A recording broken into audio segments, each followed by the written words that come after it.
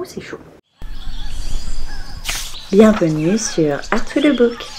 Assalamu alaikum. Donc j'espère que vous allez bien. On se retrouve aujourd'hui pour faire une vidéo un petit peu bilan, mais cette fois-ci des objectifs que je me suis prévus du coup pour cette année. On va voir où est-ce que j'en suis pour ce milieu d'année en espérant du coup essayer de rectifier on va dire les défauts pour cette deuxième partie de l'année pour essayer de remplir un petit peu les cases. Donc je m'étais fait une petite page comme ça avec justement différents objectifs que j'aimerais en fait mettre en place du coup pour cette année, que j'ai réussi pour certains à mettre déjà un petit peu en place, mais il y en a encore certains pour lesquels il faut que je travail, et ici ça va permettre de les mettre en valeur, de les mettre en avant, de les mettre en lumière, de les pointer du doigt quoi. Donc tout premier, lire 80 livres, j'en ai lu 63 pour le moment, mais j'en ai abandonné quelques-uns, et si on compte pas les abandons, j'en ai lu 57, d'après mon petit carnet. Et je me dis, donc c'est environ 60 sur 80, il me reste 5 mois pour lire 20 livres, si je garde le rythme que j'ai, ça devrait largement le faire, donc je suis plutôt contente de ça. Ça veut dire que je pourrais peut-être même augmenter du coup cet objectif. Je suis plutôt contente parce que, pas dans le sens où je trouve que la lecture est une compétition, parce que loin de là, le plaisir passe avant tout, c'est obligatoire, mais j'aime bien en fait l'idée de me challenger un petit peu à lire beaucoup, et surtout je trouve que la lecture c'est quelque chose que j'ai besoin en fait de prioriser dans ma vie. J'ai besoin de temps en temps me poser pour me détendre, pour lire, pour me changer les idées de la vie de tous les jours, mais également pour tout simplement apprendre un petit peu plus sur certains lieux, sur certaines situations, sur les humains tout simplement, parce que mine de rien on développe notre empathie et c'est ce que j'aime dans la lecture. Donc je suis contente de cet objectif, de voir que voilà, j'arrive très bien à mettre en place la lecture dans ma vie pour cette année. En même temps j'ai de très bonnes lectures donc ça aide également je pense, mais je suis très contente de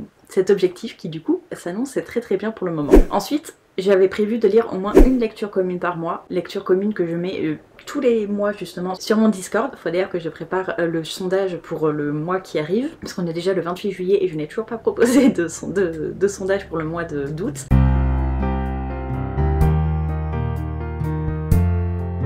Bref, petit aparté, mais c'est également du coup une réussite. Tous les mois j'ai réussi à mettre en place des lectures communes, donc ça je suis très contente. C'est pas forcément évident ces derniers mois parce que je cours un petit peu après le temps, mais j'arrive quand même à le faire globalement. Je suis en retard depuis 2-3 mois à chaque fois, mais je suis quand même contente de réussir à pouvoir discuter avec vous, avec certains d'entre vous sur Discord pour pouvoir faire ces lectures communes. Je vais essayer de vous retrouver, je sais pas si je les ai tous par contre, je vais essayer de vous retrouver les livres qu'on a lus ensemble.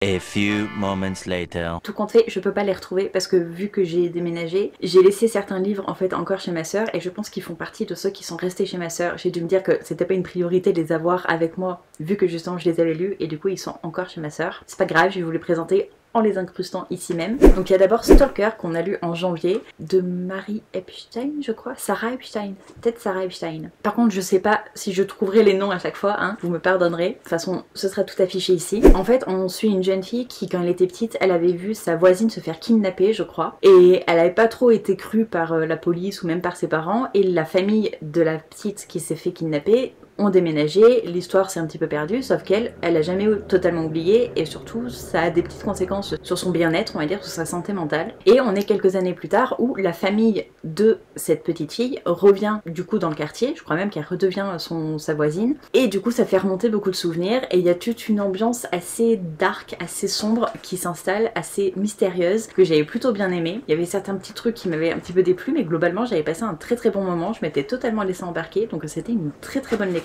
Ensuite, au mois de février, on avait lu Une braise sous la cendre, le premier tome de Sabaa Tahir, que j'avais énormément aimé, c'était un coup de cœur, j'ai adoré cette histoire. Je vous en ai parlé il y a pas très longtemps, mais on suit Laia qui en fait voit son frère se faire arrêter juste devant ses yeux pour trahison, et pour essayer de le sauver, elle va intégrer l'académie des militaires, sauf que là-bas elle va rencontrer Elias qui est un militaire, mais qui n'est pas tout à fait d'accord avec le gouvernement, et ça engendre quelques petites péripéties que j'avais énormément aimées. Je vous laisse le découvrir pour ceux qui ne l'auraient pas encore découvert. J'espère lire le tome 2 dans vraiment pas très longtemps parce que j'avais adoré ce premier tome. Tout le monde dit que le deuxième tome est meilleur. Fatiha, je te jure, je vais bientôt le lire. Mais j'avais vraiment beaucoup aimé ce premier volet, donc j'ai très hâte de découvrir la suite. et du coup encore une fois c'était une LC qui s'est très bien déroulée.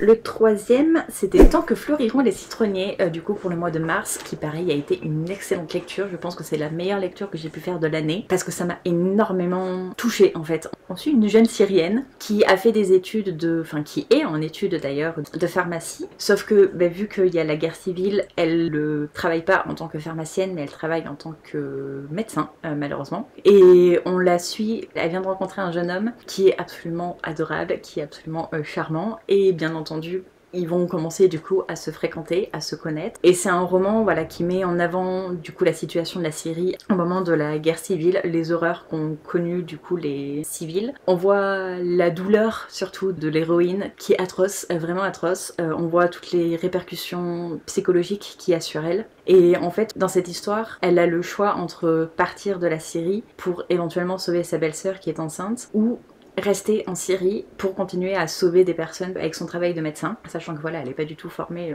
dans l'idée de devenir médecin, hein, c'est juste parce qu'elle n'a pas le choix. Et c'est une histoire qui m'a énormément marquée parce que, en fait, j'ai trouvé que c'était hyper bien fait dans le sens où c'est pas un roman tire-larme, c'est un roman qui fait pleurer, mais c'est pas un roman tire-larme parce que l'idée c'est pas de montrer la dureté vraiment de la situation. Je pense que l'idée vraiment de l'auteur, l'objectif de l'autrice, parce que c'est de Zalfa Katou, je sais pas si je l'ai dit, c'était vraiment, à mon sens du moins, je l'ai perçu comme ça, c'était juste de montrer la situation. Pas de faire pleurer sur le sort des Syriens, mais vraiment de montrer la situation, de montrer à quel point c'était compliqué, à quel point c'était douloureux, à quel point ça avait des répercussions mentales sur la santé des jeunes, sur la santé des civils, sur la santé des innocents. Et je trouve que c'est un roman qui, voilà, pour ça, c'est un must-read parce que c'est un roman qui ouvre en fait tout simplement les yeux sur cette société-ci, sur cet événement en particulier. Et je trouve que voilà, c'est important forcément de le lire. Et c'est un roman qui m'a tellement chamboulée que j'ai adoré faire la lecture commune avec vous. Vraiment, ça a été une excellente lecture. Ensuite, j'ai lu Les Possibles de Virginie Grimaldi, que pareil, j'ai plutôt bien aimé. Ça a été une excellente lecture également. Dans cette histoire, on suit une femme de environ 40 ans qui doit en fait récupérer tout simplement son père parce que sa maison a brûlé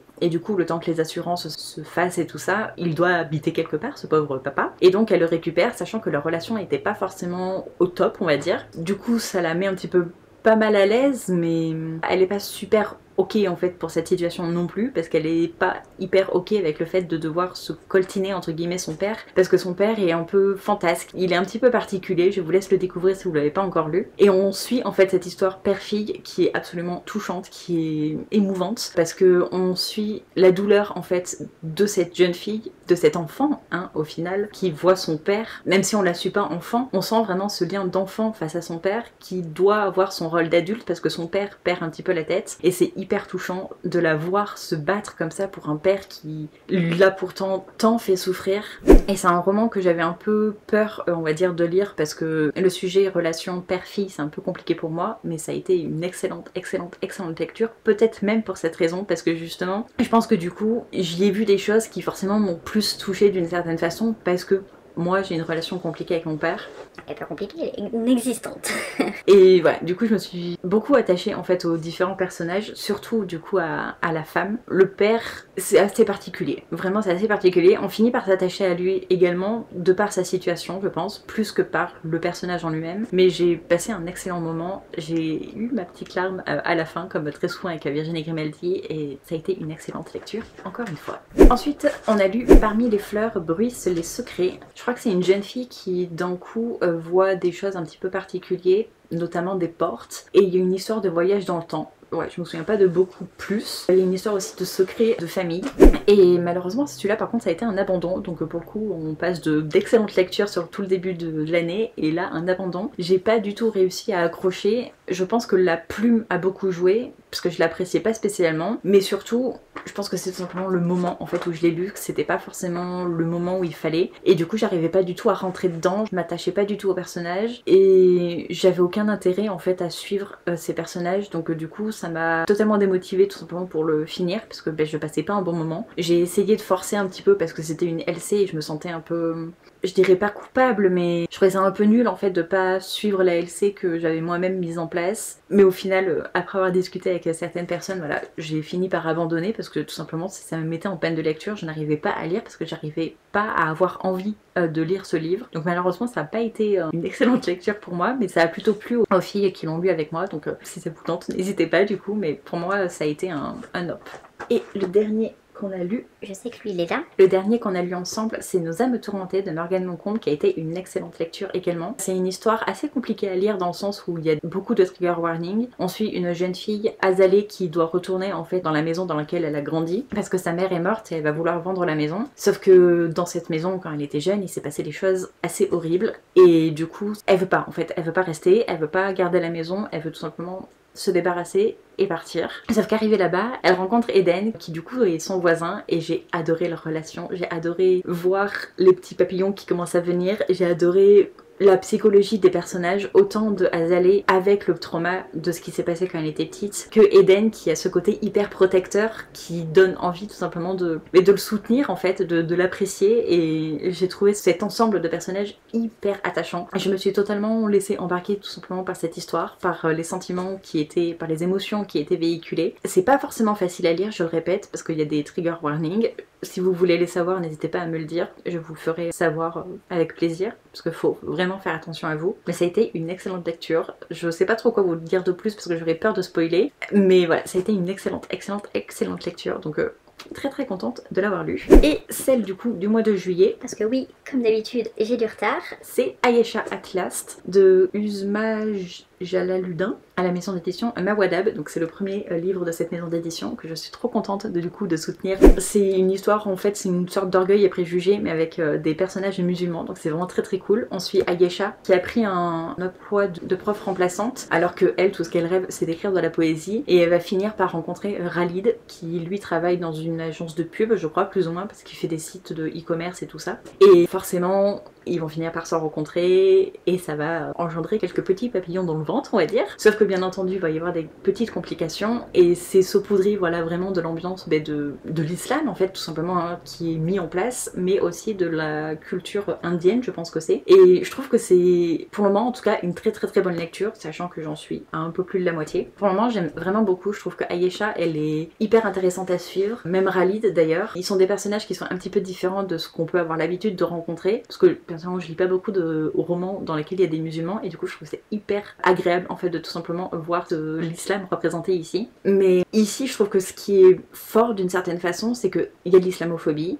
il y a même de la grossophobie d'ailleurs, c'est bien entendu dénoncé, mais je trouve que ce qui est fort c'est que même parmi les musulmans il y en a qui sont mauvais en fait, il y a des personnages musulmans mauvais et je trouve que ça représente bien, pas mauvais dans le sens où c'est des terroristes comme l'image des médias, hein, mais mauvais dans le sens où c'est des mauvaises personnes tout simplement, et je trouve que ça représente bien l'humain en fait, voilà, tout simplement, parce que certes on est musulman mais on reste humain et on a chacun nos défauts, chacun nos défauts contre lesquels il faut qu'on se batte pour essayer d'être meilleur. Et ici c'est un petit peu ce qu'on voit, même à travers nos personnages principaux, même si bien sûr eux ils sont beaucoup plus soft on va dire au niveau des défauts que certains autres personnages qui sont absolument abjects. Mais du coup je trouve que c'est une force en fait du roman, donc pour le moment j'aime vraiment beaucoup, donc à voir par la suite, mais ça s'annonce très bien. Je trouve que la relation entre les deux naît de façon hyper fluide et hyper, comment dire, en fait l'autrice arrive très bien à mettre la tension, je trouve, entre ces deux personnages sans aucune allusion au sexe, contrairement à ce qu'on peut voir dans certaines romances. Et du coup je trouve que c'est encore plus agréable en fait pour moi qui n'aime pas ça. C'est tout ce que j'aime, on voit les papillons naître sans les allusions au sexe, sans les allusions à j'ai envie de me la faire ou elle a un beau corps ou toutes ces choses qui me font lever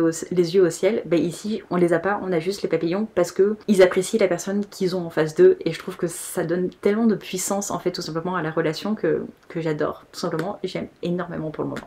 Du coup, voilà pour les lectures communes. Concernant avancer les sagas, comme vous pouvez le voir, c'est un petit peu une catastrophe. Tous les ronds coloriés en violet, ce sont des romans, voilà, que j'ai lus du coup cette année. Comme vous pouvez le voir, il n'y a pas énormément de suite de sagas. J'ai beaucoup commencé de sagas, donc c'est pas top. C'est un petit peu loin de l'objectif que j'avais, parce que du coup ça fait qu'au final j'ai juste continué Elantris d'une certaine façon, parce que j'ai relu le premier tome pour lire le deuxième, donc on peut dire que c'est une suite de saga. Et le Manoir de Castlecats, dont j'ai lu le troisième tome. Et voilà, parce que Spectregraph et Lock and Key, je les compte pas en suite de saga étant donné que je les ai commencés et terminés cette année. Mais voilà, on est à 2.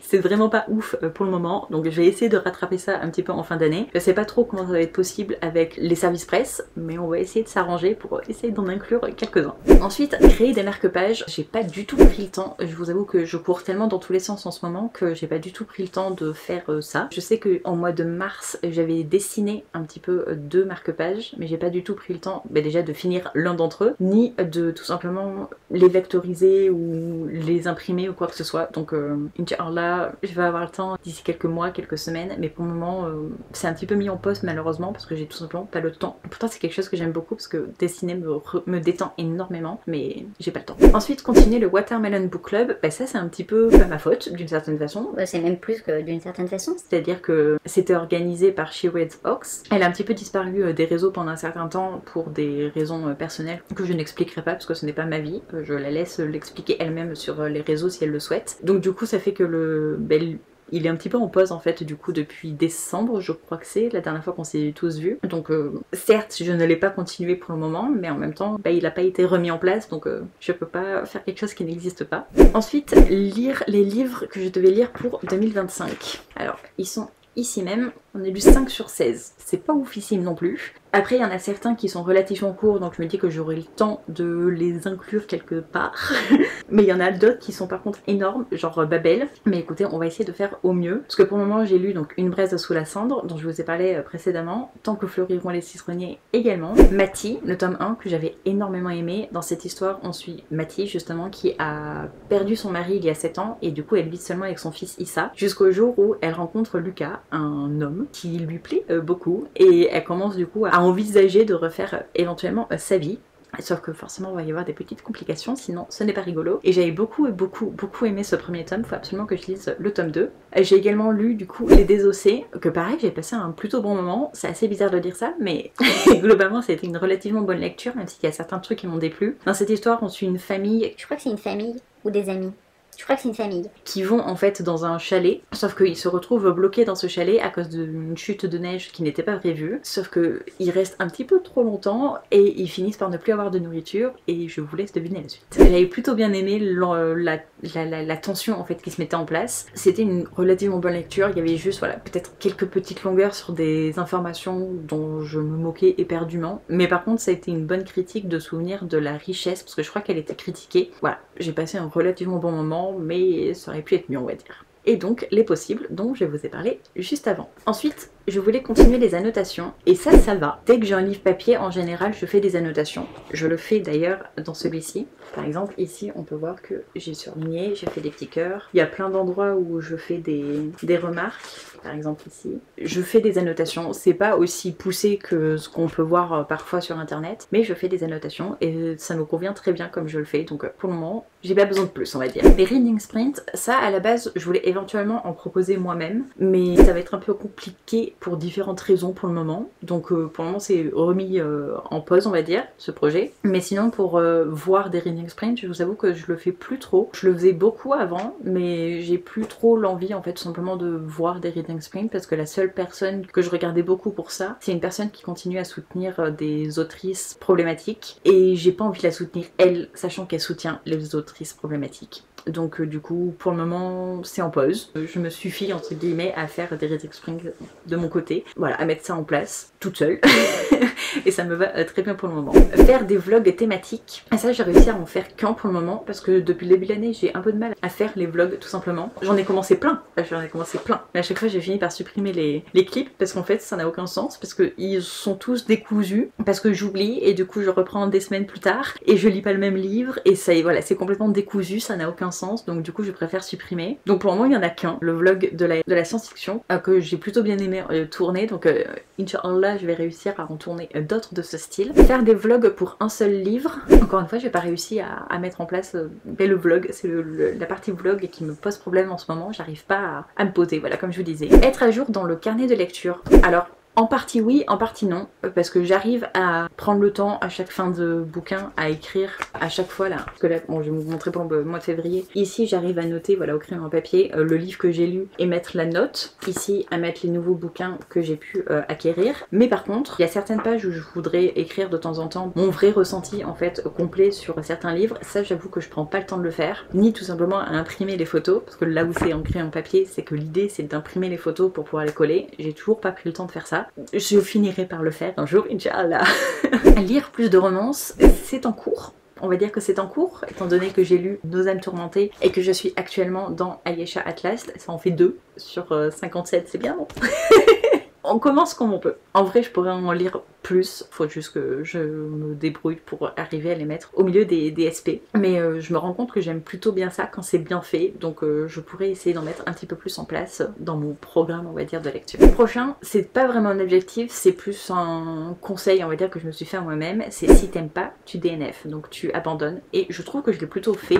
Cette année, j'ai pas mal abandonné quand même de bouquins. Bah, si 63 moins 57, ça fait quand même 6 livres, ça fait presque un par mois, voire un par mois si on compte pas le mois de juillet. Donc je trouve que c'est plutôt pas mal, ça veut dire que j'arrive plutôt à m'écouter. Je sais qu'il y a encore quelques fois où je l'ai pas forcément fait, que j'aurais pu abandonner, notamment une fois. Mais j'ai encore un peu de mal quand c'est des services presse. Je trouve ça presque irrespectueux en fait pour l'auteur, parce qu'il m'a fait confiance d'une certaine façon, l'auteur ou l'autrice, hein, mais elle m'a fait confiance. Et je trouve ça nul en fait tout simplement d'abandonner alors qu'il m'a fait confiance, mais bon, des fois si c'est pas pour moi, c'est pas pour moi, hein. Faudrait que je m'écoute et que j'arrête d'insister et de me sentir coupable d'une certaine façon, mais écoutez, on se refait pas. Ensuite, lire TVD, donc The Vampire Diaries et Apocalypse Blues. Lire The Vampire Diaries, j'ai décidé d'abandonner parce que j'ai lu le premier tome et j'ai pas du tout aimé. Au départ, je me disais c'est peut-être que le premier tome, donc je vais continuer, mais en fait ça me saoule et j'arrive pas à avoir envie de lire le tome 2 du coup, donc je préfère abandonner. Apocalypse Blues, par contre, je vous avoue que j'avais oublié qu'il était dans mon objectif, comme quoi cette vidéo va servir. Je vais pouvoir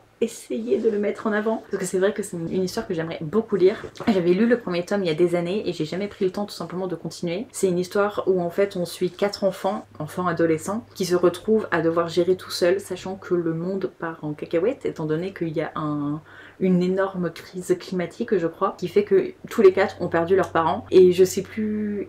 Je crois qu'ils finissent par se retrouver, je sais plus du tout, faudrait vraiment que je relise le premier tome, mais j'avais vraiment beaucoup aimé ce premier tome, donc j'ai très hâte de le relire pour tout simplement lire la suite, enfin, Inch'Allah. Ensuite, lire plus de livres de Mappal.